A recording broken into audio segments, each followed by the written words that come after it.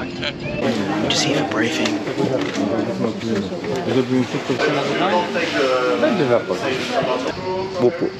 Shouldn't be too far. We've just got to get clear of the 16 ley line, I suppose. We've got a long, slow, downwind haul to get home though of an evening. Better than being on the same course, that's for sure. 53.16, it wouldn't be fun to negotiate. Did we learn anything else? Did we learn anything else? We have to leave the beach first because we're further away. But the conditions are looking pretty light today. 8 knots, sort of 7-8 knots later this afternoon, but they're going to hold us for a little bit longer this morning.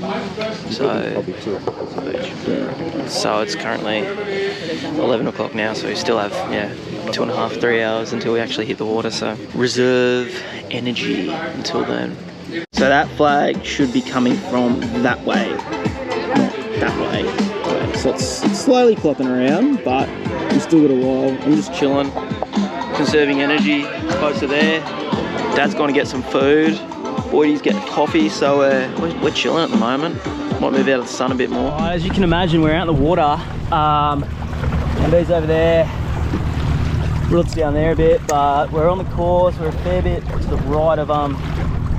right of where we have been sailing. Well, no, we've been sailing over here, but to the other course, 16s are well over there.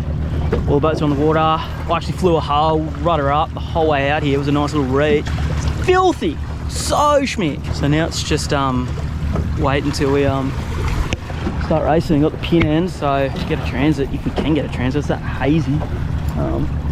Yeah, 4 races. Let's do it. That's Dad finishing in second. Good race.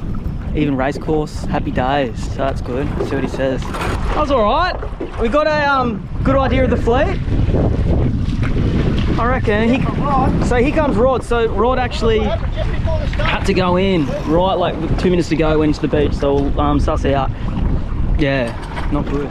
So that first race was about 28 minutes. This one was about 37. So it's dropped off a lot. There's all this residual chop. Sorry, so there's Dad. Rod's just coming down there. It was actually a little reach from those gates into the finish. He had to pull my mate on a bit, and actually fastest I reckon I went in that whole race, which was nice. But the pack's pretty steady. After Rod, there's that second pack, and then it's solid in that sort of half to the end of the fleet. It's really, really choppers. So it's an anybody's game down to that middle fleet section. It'd be really exciting to see how everyone else goes down there. What do you reckon? Flicking? Yeah, it's still flicking around to the right, but it's just dropped off heaps. Huh? It sucked. There was just it just dropped off so much. So we've just gotten to the top mark. That's the offset. That's the top mark, and Dad's finishing now. There was no warning that there was going to be a shortened course just then, but basically the pin end just drove straight up to the top mark, put the finish flag up probably 2 boat lengths before I went past it. Like, it has dropped off to about 3-4 knots at the moment. Like, it is so slow. Like, there's still a boat going downwind at the bottom. They haven't actually gone around the bottom yet. Like, it's pretty nuts how much it's dropped off at the moment. But there's Stevie, as in Torrens, he tapped off early. He's not gonna quite get through the line on port, but then Andrea, German, gone pretty well.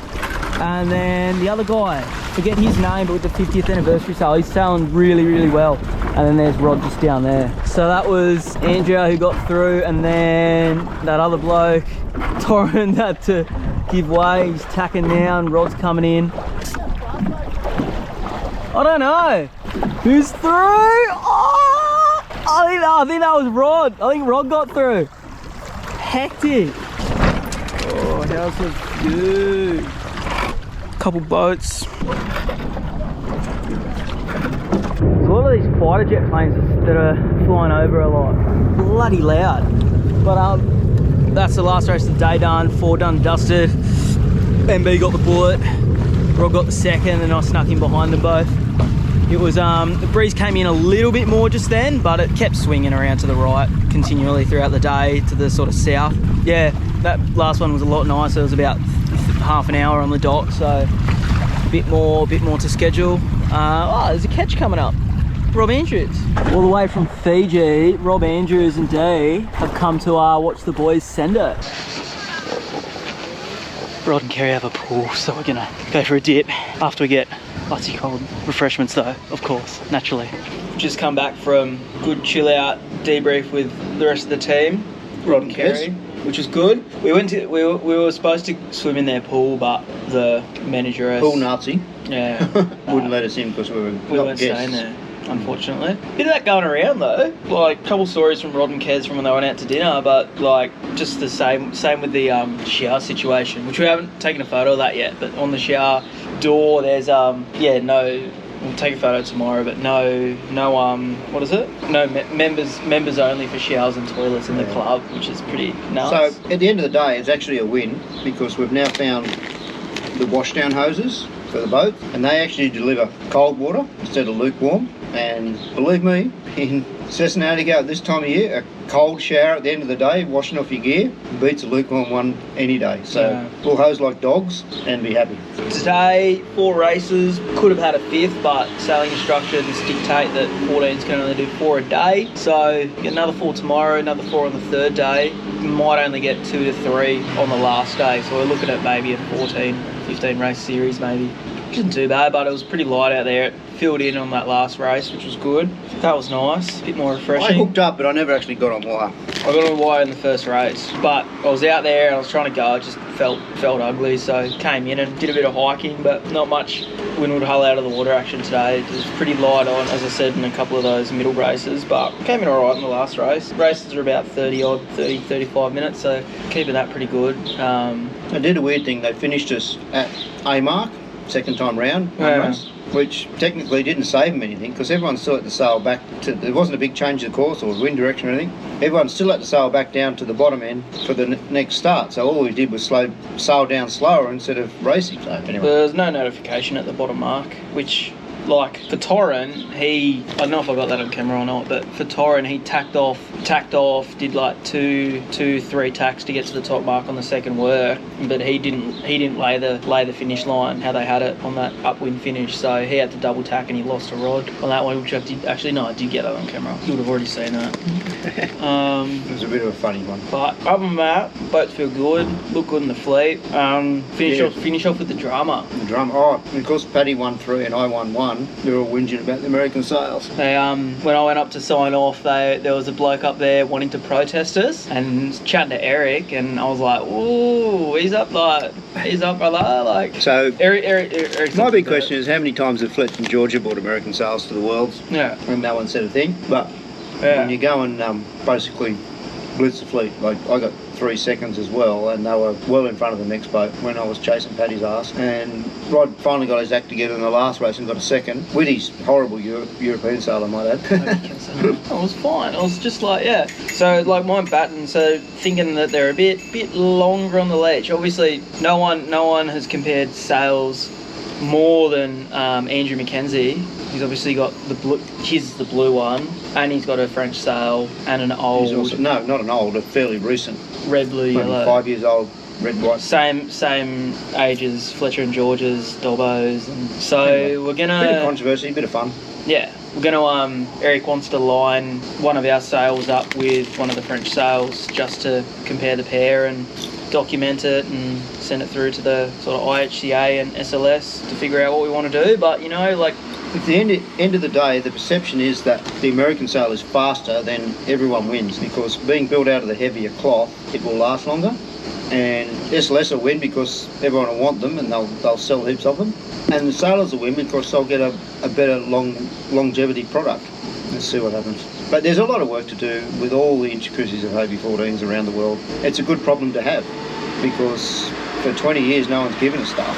And all of a sudden there's racing, and it's great racing, and it's not going away, so a few teething problems, sorting it out, small price to pay. Anyway, we're having a beer and relaxing. Life's good, get to bed early, and get up and do the same again tomorrow, we hope. Maybe beat Patrick once or twice more would be handy, but at least keep him honest. Yeah, that was a good one. Torren got under me in that start. I should have trucked over him, but I think I was a bit too nice. Confidence levels grew after the first 3 races. Torren seems to think that a Hobie 14 can point straight at the top mark. Sometimes. Sometimes if we were catching a wave, we were surfing waves, they were surfing this swell, whatever this swell was coming from. Don't know, it was weird. It was only in the third race, it was only in the last race, but we were surfing upwind. It was, got on some really nice ones, but... The breeze clocked right all day. Yeah, they kept moving the top mark every single race. Every single race the top mark moved, but they were pin ending the lines and big time. All the rock stars were down the pin end and they were always the first bunch to the top mark. To the top mark by going hard left. So I don't know, it's just very slow clock. I think if you can sail fast to the wrong side, you can do okay, which is what we seem to be doing on the first work. And the second works, we were just banging the corner, one tack and up. It's pretty rinse and repeat, most of them. Nothing like trying to hold a lane behind Patrick. It's great fun. Oh well. 16s did 5 races today, so we'll be able to have a look at results at some point, but that's not now. They were still out there, so we haven't had a chat to them at all. No, might hit a couple of them up and suss out how they did today. The results should, I don't know when the results will be up. I'll bet at some point, but you'll probably see the results before you see this video, so you'll know a bit more, I reckon.